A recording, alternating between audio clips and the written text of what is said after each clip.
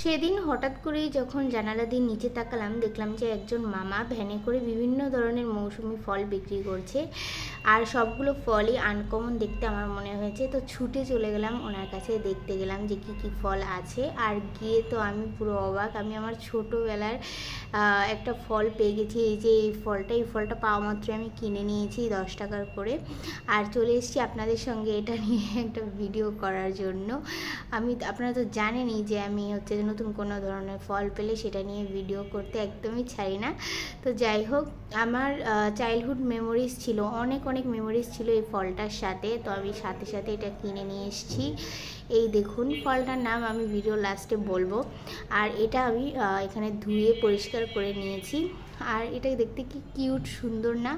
একদম ছোট ছোট পিচ্চি পিচ্চি দেখতে, আর ছোট ছোট আপেলের মতো দেখতে, মনে হচ্ছে যেন আপেল ছোট হলে যেমন হতো তেমন দেখতে। আর এই ফলটা কিন্তু আমরা ছোটোবেলায় কাঁচা অবস্থায় খেয়েছি, তাই এটা তো মামাটা পাকা অবস্থায় বিক্রি করছিল, তাই ফার্স্টে আমার এটা চিনতে একটু প্রবলেম হচ্ছিল।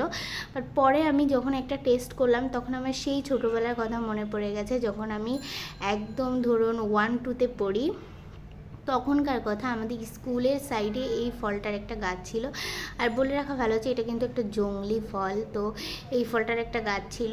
আর ফলটার টেস্ট হচ্ছে টক টক আর একটু জাস্ট মিষ্টি মিষ্টি।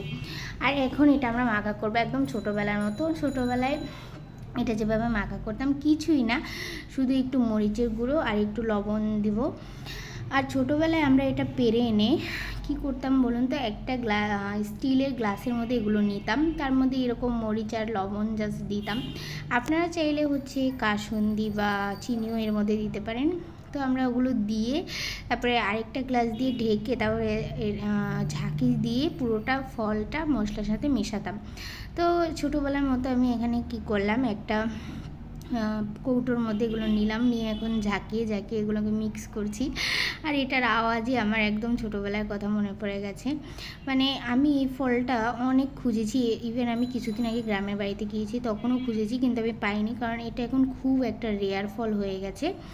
আর এখন তো এটা পুরো মিক্স হয়ে গেছে, আর এই মিক্স হওয়ার পর এত সুন্দর ঘ্রাণ বেরোচ্ছিল। আর দেখুন, এটা হচ্ছে যে একদম মশলা, তারপরে লবণ মরিচের সাথে একদম মিক্স হয়ে গেছে। এই যে দেখুন, পুরো গায়ে গায়ে লেগে গেছে, হয়তো বা ক্যামেরায় বোঝা যাচ্ছে না, পুরো গায়ে গায়ে মশলাটা লেগে গেছে। আর এখন আমি এটা টেস্ট করব যে ঠিক কেমন লাগে লবণটা দেওয়ার পর। তো জাস্ট একটু নিয়ে আমি যখন এটা মুখে দিলাম, তখন তো মানে খুব ভালো লাগছিল, বিশ্বাস করেন, আমি জাস্ট হ্যাপি হয়ে গেছি যে এত রেয়ার একটা ফল মামাটা কোথায় পেলো। তো এই ফলটাকে আমাদের গ্রামে বলে টাট্টি গোটা। তো জানি নামটা শুনতে খুবই ফানি মনে হচ্ছে, বাট আমাদের গ্রামে তো এটাই বলে। আপনাদের গ্রামে আপনারা কে কে চিনতে পেরেছেন বা আপনাদের গ্রামে কি বলে, তো সেটা আমাকে অবশ্যই কমেন্টে জানাবেন। আর আরেকটা ফল আমি মামাটার কাছ থেকে কিনেছি, সেটা হচ্ছে এটা হচ্ছে কাঠলিচু। কাঠলিচু হচ্ছে এমন একটা ফল যেটা লিচুর মতোই টেস্ট, মানে লিচুর মতোই ঘ্রাণ আসে কাঠ গাছের মধ্যে। মানে এই লিচুর গাছ আমি দেখেছি ভাই, লিচুগুলো ধরলে এত সুন্দর লাগে, পুরো গাছটা মানে অনেক সুন্দর লাগে। আর এই দেখুন, এটা ছোট্ট একটা আলুর মতো মনে হচ্ছে না, কিন্তু এর উপরে খোসাটা খুবই শক্ত ছিল, আর এটা না কাঁচা ছিল।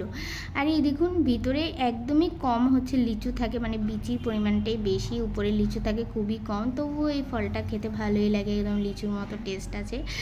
তো সব মিলিয়ে আমার এক্সপিরিয়েন্স তো খুব ভালো। আশা করি আপনাদের ভিডিওটা ভালো লেগেছে। আজকে এই পর্যন্তই, দেখা হবে নেক্সট ভিডিওতে। দুটোর মধ্যে আপনাদের কোন ফলটা সবচেয়ে বেশি ভালো লাগে প্লিজ আমাকে কমেন্টে জানাবেন। তো সবাই ভালো থাকবেন, সুস্থ থাকবেন, আজকে এই পর্যন্তই, টাটা।